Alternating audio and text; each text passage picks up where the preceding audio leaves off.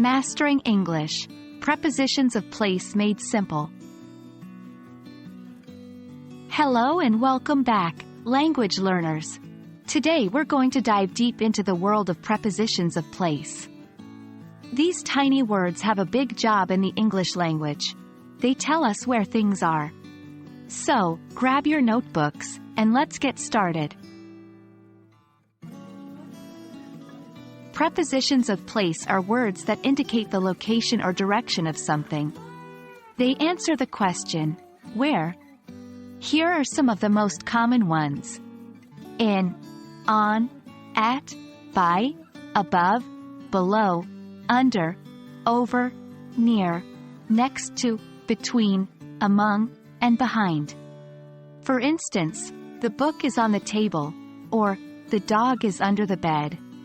They might seem simple, but each has a unique usage that can change the meaning of a sentence dramatically.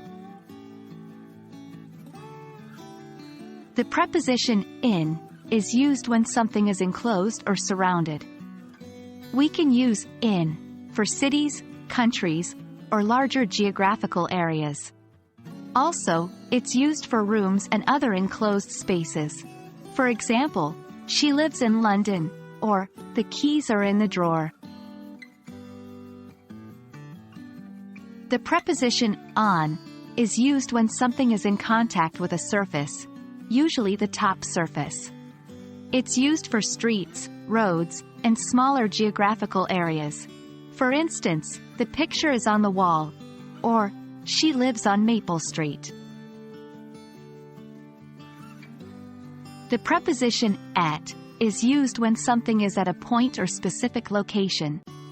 This could include addresses, places of work, or specific spots. For instance, meet me at the coffee shop, or he works at a university.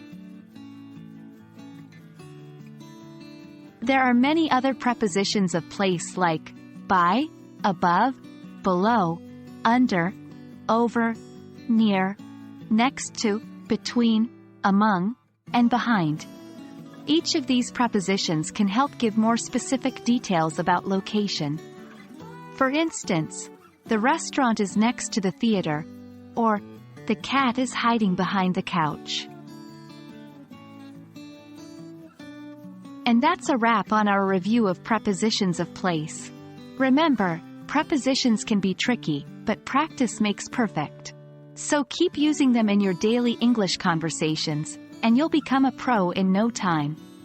Thanks for tuning in, and keep up the great work on your English language journey.